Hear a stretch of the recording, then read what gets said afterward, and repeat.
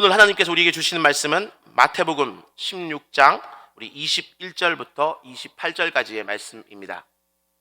마태복음 16장 우리 21절부터 28절 신약성경 27페이지에 있습니다.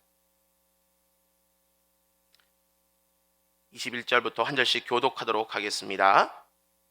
이때로부터 예수 그리스도께서 자기가 예루살렘에 올라가 장로들과 대제사장들과 서기관들에게 많은 고난을 받고 죽임을 당하고 제3일에 살아나야 할 것을 제자들에게 비로소 나타내시니 베드로가 예수를 붙들고 항변하여 이르되 주여 그리 마옵소서 이 일이 결코 주께 미치지 아니하리이다.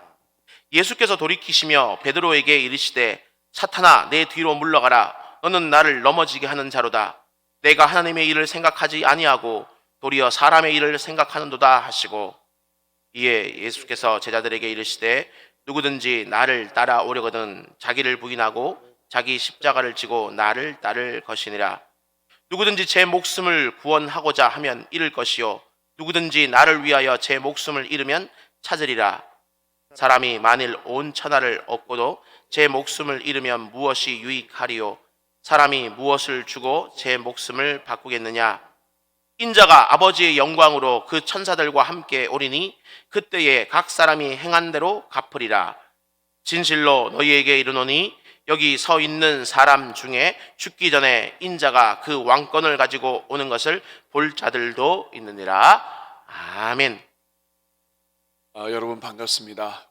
이번 주부터 고난주간 특별 새벽 기도회 또 고난주간이 시작되었는데 금년도 고난주간은 예년과 다른 정말 그 민족의 고난과 또 시대의 아픔과 전 세계적인 고통을 우리가 함께 경험하고 있는 그런 가운데서 고난주간이기 때문에 정말 우리의 이 기도 또 새벽에 나와서 앉아있는 이 자체가 전 세계를 위한 우리의 헌신이자 또 하나님께서 기뻐하시는 자리라고 믿습니다.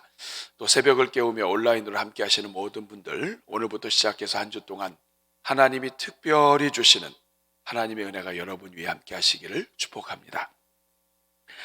오늘부터 고난주간을 시작하면서 이번 주제는 인생의 고난에 고개 숙이지 말라는 그런 주제를 가지고 진행을 합니다.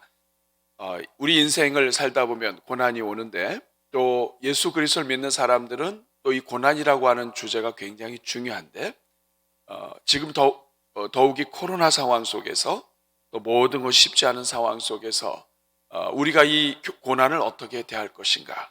결론을 이야기하면 고개 숙이지 말고 주님 바라보라는 것이죠. 그런데 왜 우리가 인생의 고난에 고개 숙이지 말아야 되는가 하는 것을 오늘부터 한 주제씩 이번 주에 함께 나누면서 이 모든 고난을 헤쳐나가고 그리고 승리하고 일어서는 우리 온 교회가 되도록 우리가 함께 달려가고자 합니다. 오늘은 그 첫 번째 시간으로 오늘 주제는 고난 없는 영광은 없다. 이런 주제이지만 조금 풀어서 설명을 하면 고난은 부활로 가는 과정이다. 오늘 여러분들과 함께 첫 번째로 나누고자 할 말씀은 고난은 부활로 가는 과정이라는 거예요. 한번 따라하겠습니다. 고난은 부활로 가는 과정이다. 오늘 우리가 읽은 본문은 예수님께서 제자들에게 처음으로 앞으로 다가올 이 고난에 대해서 말씀하시는 장면입니다. 제자들에게 사람들이 나를 누구라 말하느냐, 또 너희는 나를 누구라 말하느냐, 이렇게 말씀하시는 이 배경 속에서 예수님께서 처음으로 사역을 하시면서 고난에 대해서 말씀하시는 부분이에요. 그런데 예수님께서는 이 고난에 대해서 이야기하면서 고난만 얘기하는 것이 아니라 고난과 더불어서 전체적인 그림을 그려주세요. 우리 한번 21절 말씀 우리 한번 같이 한번 읽어보겠습니다. 시작.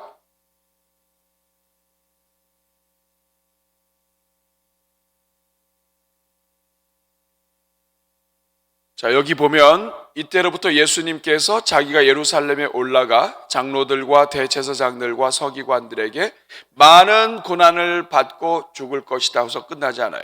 많은 고난을 받고 고난을 당하고 그리고 또 서기관들과 이런저런 고난을 받은 다음에 그리고 제3일에 살아나야 할 것을 제자들에게 말씀하십니다.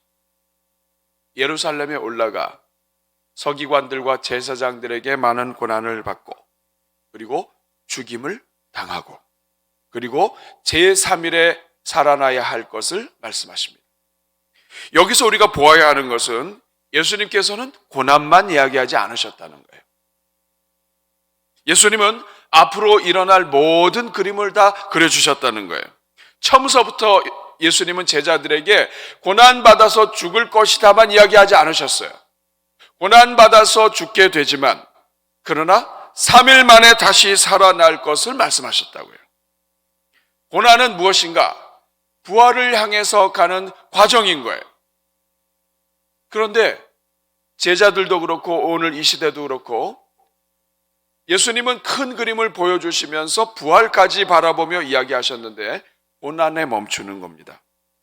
사랑하는 여러분, 우리가 오늘 성경을 똑바로 알아야 돼요. 성경은 고난의 이야기만 하지 않습니다. 그렇다고 부활에 대해서만 이야기하지도 않습니다. 항상 고난과 부활은 짝이 돼서 나와요. 고난이 없는 부활도 문제고 부활이 없는 고난도 문제가 됩니다. 성경은 고난과 부활이 같이 움직여요. 그래서 사도 바울 고백이 무엇입니까? 죽어야 산다는 거예요. 내가 그리스도와 함께 십자가에 못 박혀 죽었습니다. 그러나 내가 그리스도와 함께 다시 살아납니다. 이것이 기독교예요. 이것이 복음입니다. 죽어야 산다 이 말은 무엇이냐면 살기 위해서 죽는 거예요. 내가 진정으로 살기를 원한다면, 내가 진정으로 살아있는 생명의 일꾼이 되기 원한다면 죽어야 된다는 뜻이에요. 죽음이 없이 진정한 생명이 없다는 뜻입니다. 예수님이 고난을 받으셔야 부활하신다 이 말은 뭐냐면 예수님은 부활하시기 위해서 반드시 고난을 받으셔야 했다는 뜻입니다. 예수님이 고난 받으셔야 인류가 구원받는다. 한 사람이 죽음으로써 많은 사람이 영광을 얻는다, 살아난다 이 말은 뭐냐면 많은 사람이 살아나기 위해서는 반드시 한 분 예수 그리스도께서 죽으셔야 했다 이 말이에요. 다시 말하면 살기 위해서 죽는 거예요. 살리기 위해서 죽는 거예요. 그러므로 고난은 살리기 위한, 영광을 위한 과정인 거예요. 따라하겠습니다. 고난은 영광을 향한 과정이다. 여러분, 오늘 우리도 마찬가지예요.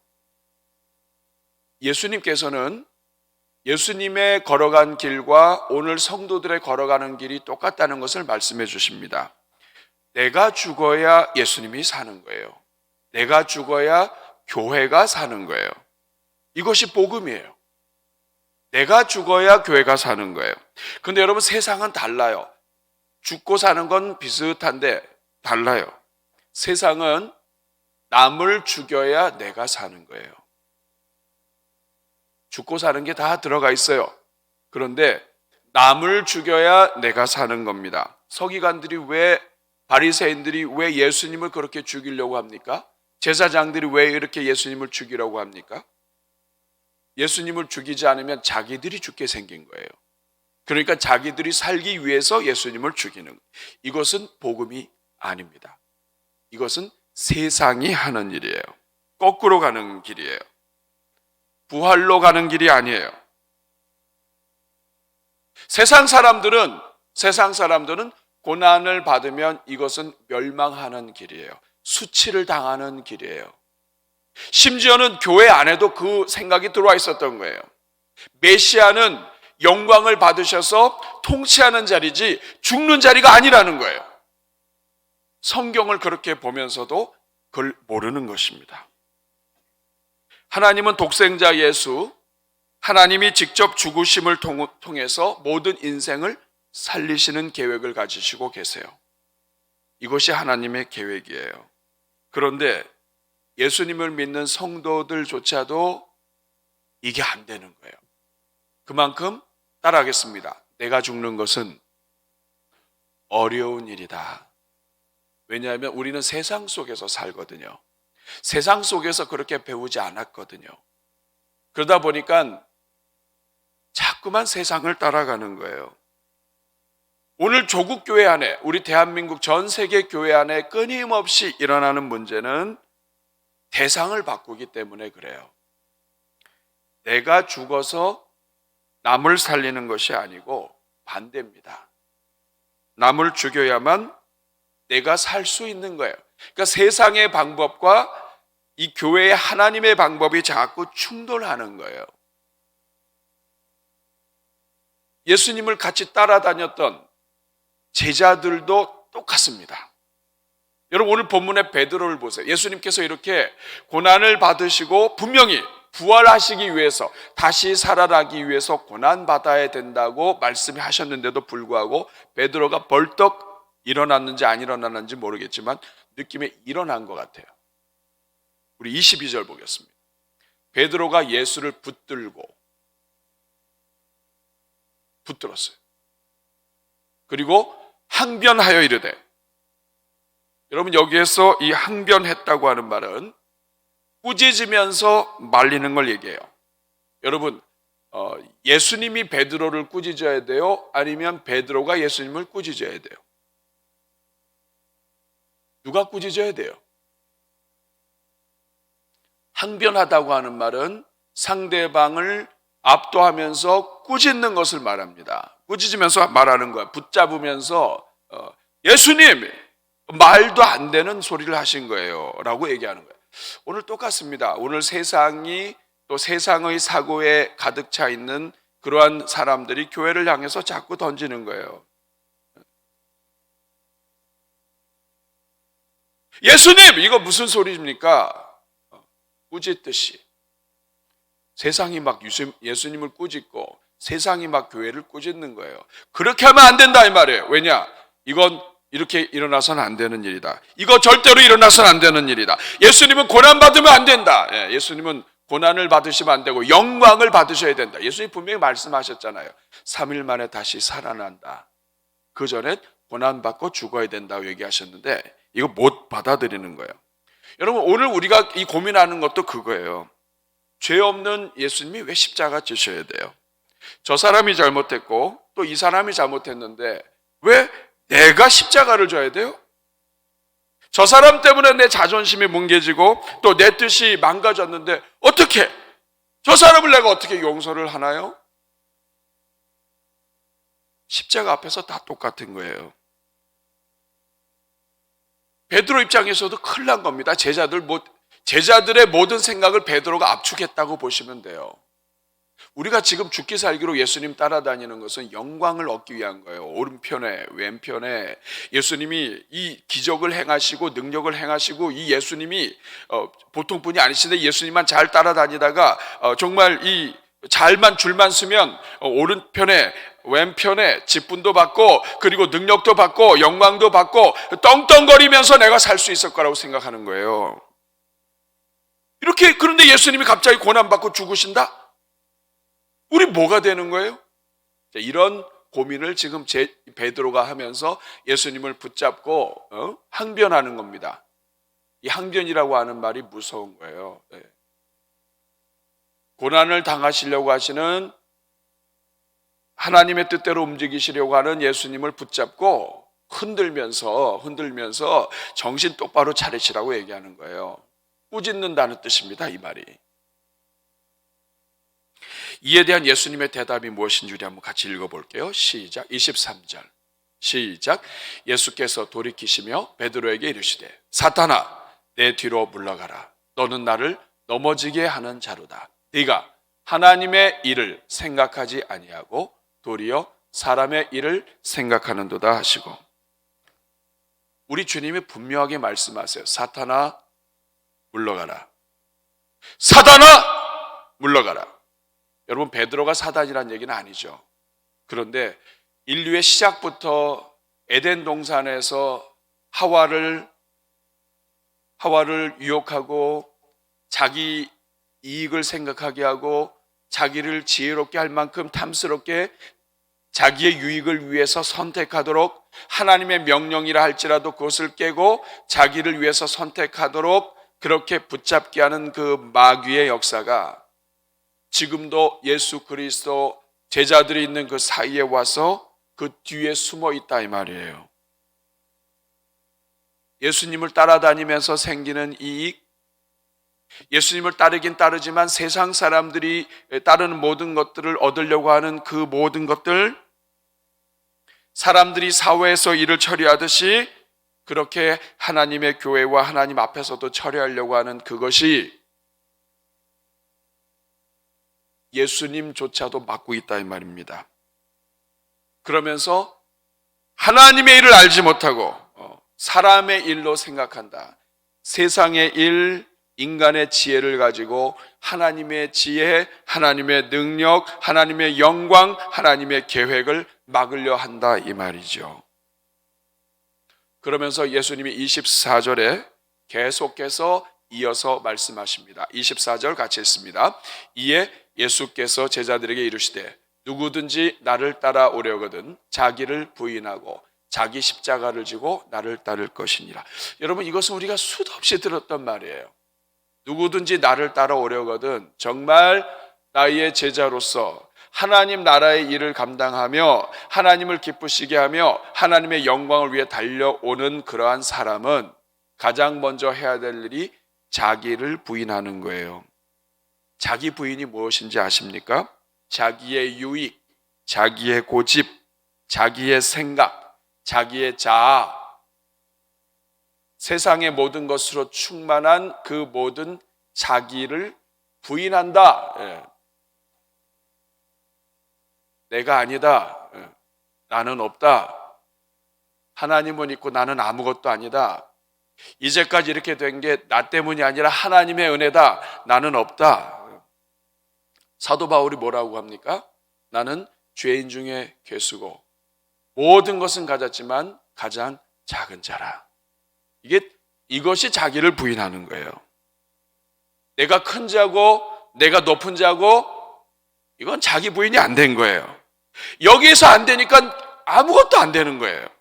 누구든지 나를 따라오려거든 자기를 부인하고 그리고 그 다음이 자기 십자가를 지는 거예요. 여러분, 이 자기 십자가를 지는 게 뭐예요? 각자 자기만의 십자가가 있어서 십자가를 지는 걸 이렇게 이해하면 안 됩니다. 예수님은 그 십자가를 지고 죽으셨다고요. 그 말은 무엇을 의미하냐면 우리 각자가 살면서 나만이 경험하고 나만이 감당해야 할 십자가가 있는데 그것은 무엇이냐면 죽는 거예요. 다른 사람은 모르지만 내가 져야 할 그 십자가를 지고 내가 죽는 거예요. 사도 바울이 뭐라고 얘기합니까? 나는 날마다 죽노라. 그게 자기 십자가를 지는 거예요. 자기를 부인하고 자기 십자가를 지고 나를 따를 것이다. 이것이 안 되면 겉모양은 제자인데 겉모양은 교회인데 겉모양은 직분자인데 이게 아니다 이 말이에요. 지금 베드로가 그겁니다. 겉모양은 사도고 겉모양은 베드로고 반석이고 그런데 기본이 안 돼 있는 거예요. 기본이. 오죽하면 사단아 물러가라 이 말을 듣겠어요.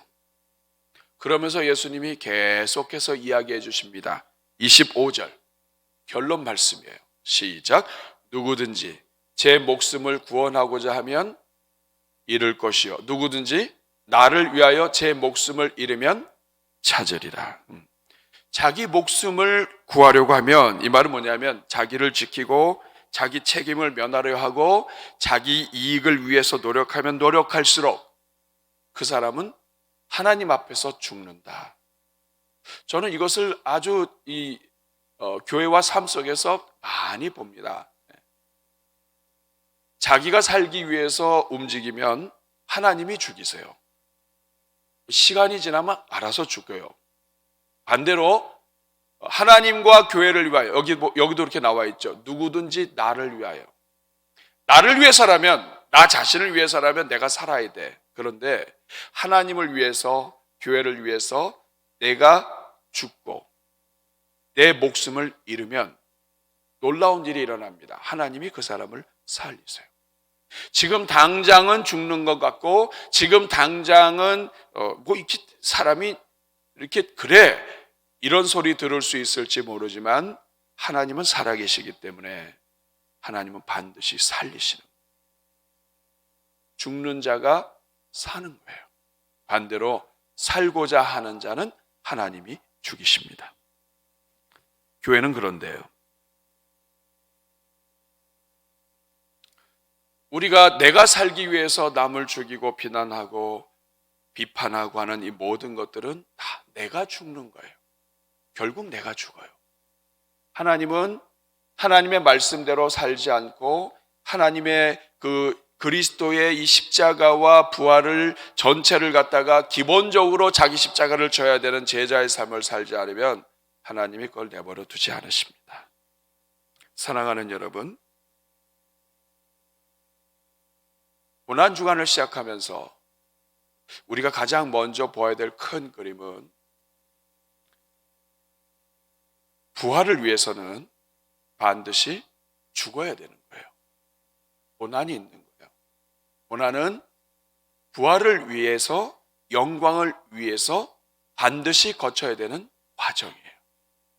성도들 가운데에는 이 과정이 빠진 사람이 있고 빠지지 않은 사람이 있어요. 하나님은 우리를 사랑하시기 때문에 각자의 형편에 맞추어서 이 자기 십자가를 져야 될 그런 상황들을 주세요. 여러분, 그거 두려워하지 마시기 바랍니다. 왜냐하면 지금 당장은 내가 정말 사람들한테 지는 것 같고 내가 정말 이렇게 해서는 내가 정말 내가 가만히 있으니까 가만히인 줄 알아. 이런 생각이 들 수 있지만 그렇지 않아요. 죽는 게 반드시 사는 거. 여러분 정말 성경을 믿습니까? 정말 하나님 말씀 믿습니까? 그러면 이 말씀대로 한번 해보세요. 고난 주간에 우리가 할 수 있는 최고의 하나님께 드리는 선물은 주님이 고난을 통해 부활을 걸어가신 것처럼 우리가 죽는 것을 연습하는 거예요. 왜냐하면 그것은 하나님을 정말 믿는 거니까. 따라합시다. 고난은 부활로 가는 과정이다. 자, 그러면 어떻게 하면 우리를 넘어뜨리려고 이렇게 사단이 정말 우리를 우는 사자처럼 삼키려고 하고 마귀가 공격하는데, 이 가운데서도 베드로가 살짝 넘어졌던 것처럼 이런 과정들을 줄여가면서 우리가 어떻게 승리의 영광을 위하여 달려갈 수 있는가? 오늘 여러분들과 두 가지만 함께 살펴보려고 그래요. 첫 번째는 뭐냐면 그리스도를 깊이 묵상하는 거예요. 따라하겠습니다. 그리스도를 깊이 묵상하라. 여러분, 오늘 본문을 잘 보면 예수님께서 고난에 대한 이야기를 본인이 처음으로 얘기하시는데 아무 때나 얘기하지 않으셨어요. 막 처음에 갈릴리에서 고기 잡는 이 베드로를 딱 한 다음에 베드로가 돌아와서 나를 떠나소서, 나를 따르라, 내가 너를 사람 낚는 어부가 되게 하리라 해서 데리고 간 다음에 그 순간에 갑자기 내가 고난을 받아 십자가에 죽고 그리고 나중에 사흘 만에 부활하리라, 이렇게 얘기 안 하셨단 말이에요. 예수님이 고난에 대한 이야기, 부활에 대한 이야기는 아무 때나 얘기하지 않으셨어요. 언제 얘기하셨어요? 오늘 21절 다시 말씀 보세요. 첫 단어가 뭐예요? 이때로부터 예수님께서 자기가 예루살렘에 올라가 고난받고 죽임당하고 사흘 만에 다시 살아나야 될 것을 얘기했는데 그때가 언제예요? 이때로부터예요. 이때로부터. 여러분, 이때가 뭐예요? 이때가 어느 때예요?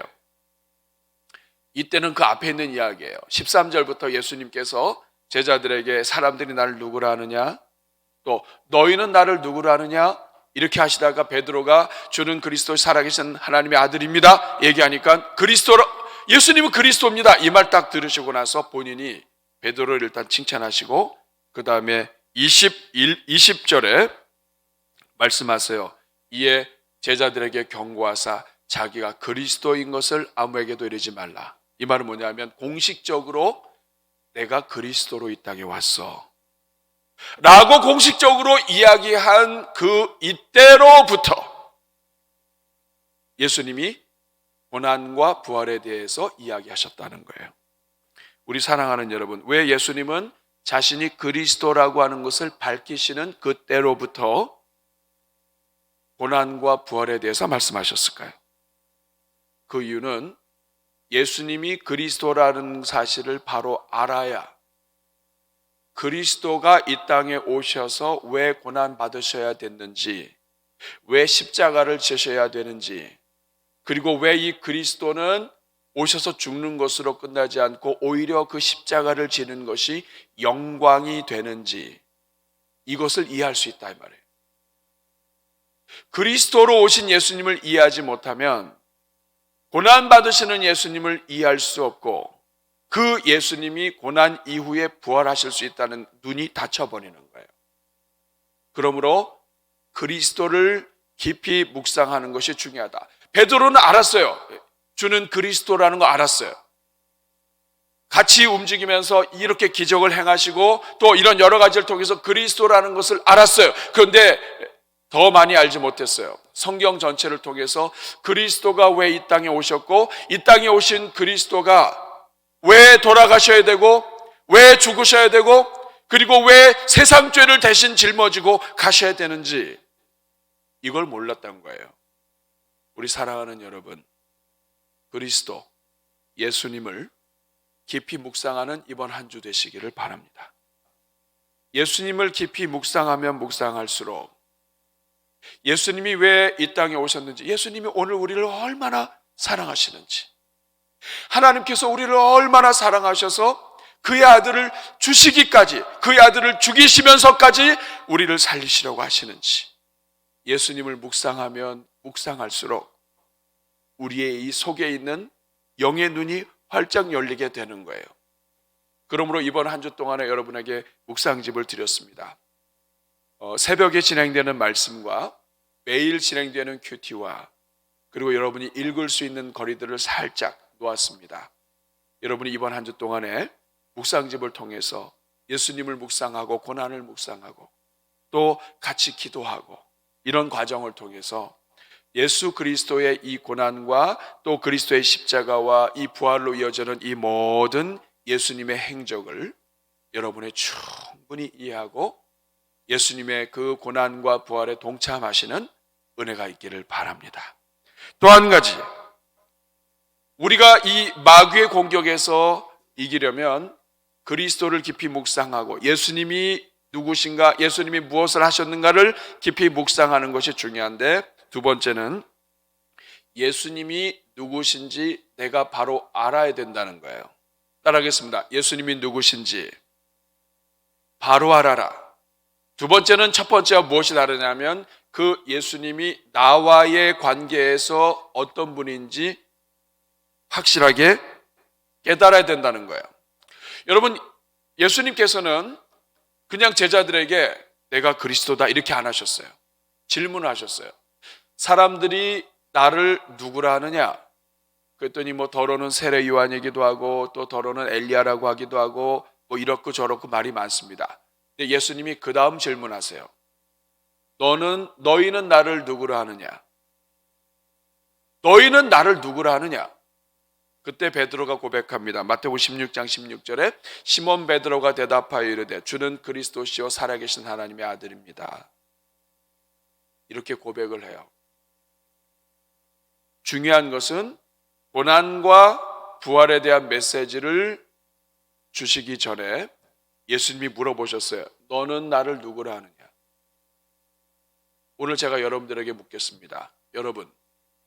여러분에게 있어서 예수님은 누구신가요? 이것이 고난을 이기는 지혜입니다. 질문하겠습니다. 여러분에게 있어서 예수님은 누구신가요? 여러분이 한번 대답해 보세요. 여러분에게 있어서 예수님은 누구세요? 하나님이세요? 하나님의 아들이세요? 여러분에게 있어서 예수님이 하신 일은 무엇입니까? 그리고 그 예수님은 지금 여러분들에게 무엇을 하고 계십니까?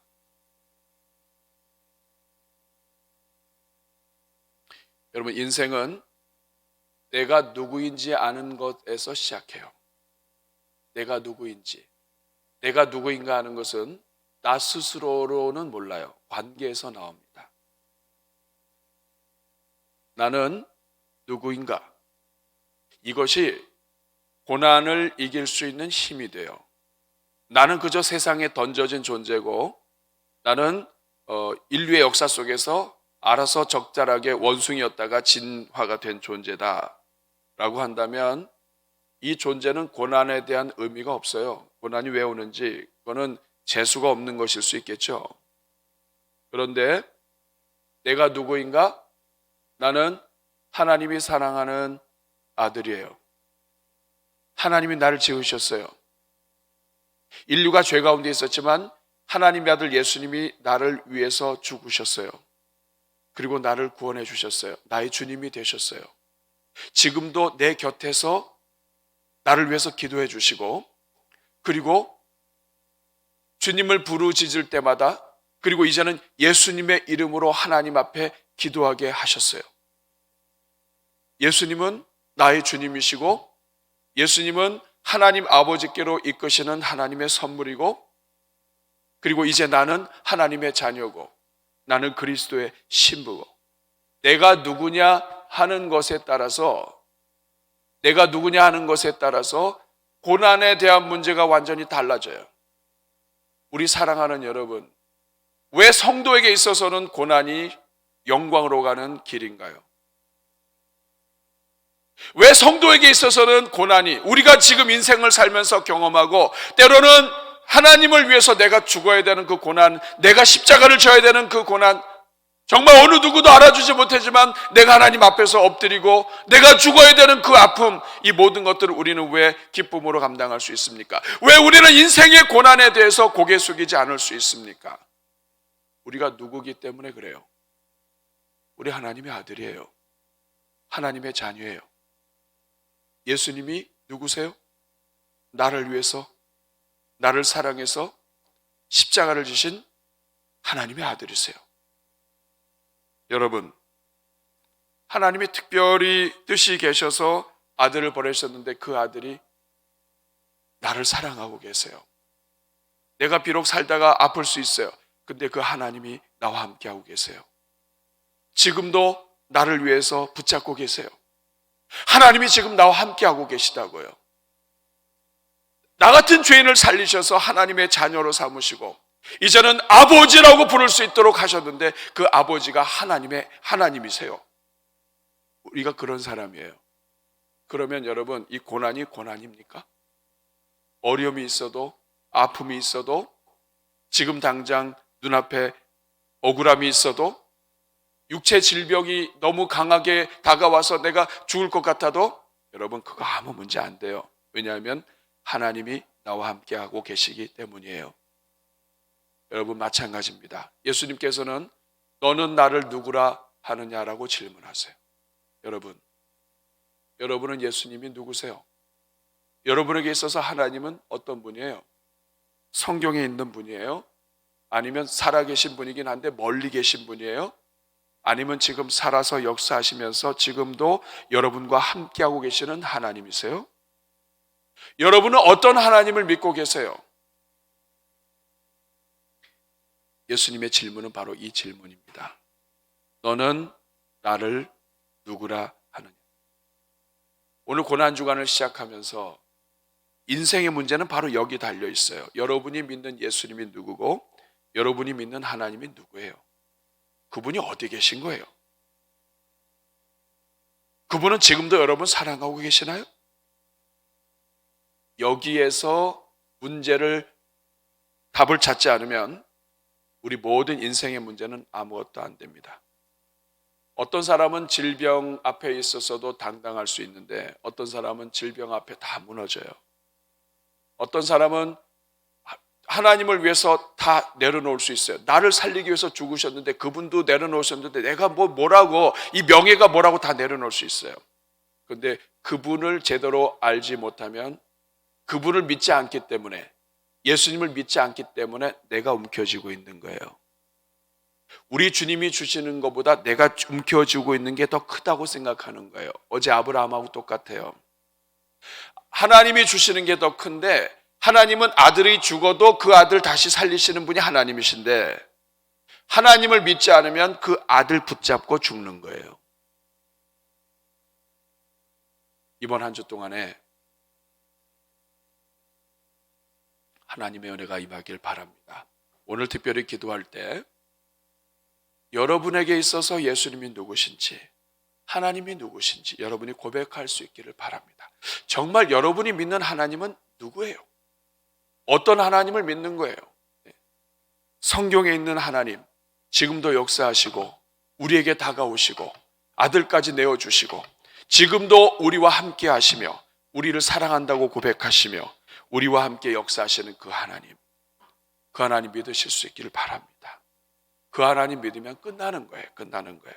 그 하나님이 함께 있으면 내 모든 것이 망가지고 모든 것이 잃어버리고 지금 눈앞에 내 명예가 죽는 것처럼 보이고 내가 다 해도 내가 죽어도 다시 살리세요.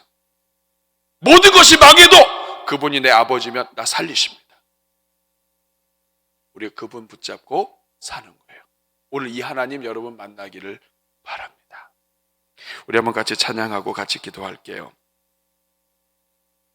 고난은 어려운 거지만 그렇기 때문에 고난 후의 영광은 더 아름다운 거예요. 겨울이 지나야 봄이 오듯이 비가 오고 날이 흐려야 무지개가 나타나듯이 깊고 칠흑같이 어두운 밤이 지나야 새벽이 오듯이 고난이 없는 영광이 없습니다. 그 이유는 우리 하나님이 우리를 사랑하시고 우리를 위하여 예수님을 보내주셨기 때문입니다. 이 시간 우리 찬송할 때, 찬양할 때 보혈을 지나 찬양할 건데요. 저는 이 찬양 가사가 참 좋아요. 보혈을 지나야 아버지 앞으로 갑니다. 십자가를 지나야 부활이 있습니다. 예수 그리스도의 보혈을 지나야 우리 죄 사함을 받고 아버지 품, 아버지의 영광으로 갑니다. 오늘 이 진리를 가슴에 새기면서 예수 그리스도의 보혈로 나의 이 썩어 빠진 세상에 베드로가 가졌던 것처럼 그러한 이 모든 하나님 기뻐하지 않는 마음들 다 하나님이 보혈로 적셔주시고 덮어주시고 또 오늘 이 시간 아프신 분들, 힘드신 분들 우리 주님의 보혈로 덮어주셔서 하나님, 주님 의지할 때 하나님께서 다시 살려주시고 일으켜 주옵소서. 이 마음으로 우리 한번 이 찬양 같이 부르겠습니다.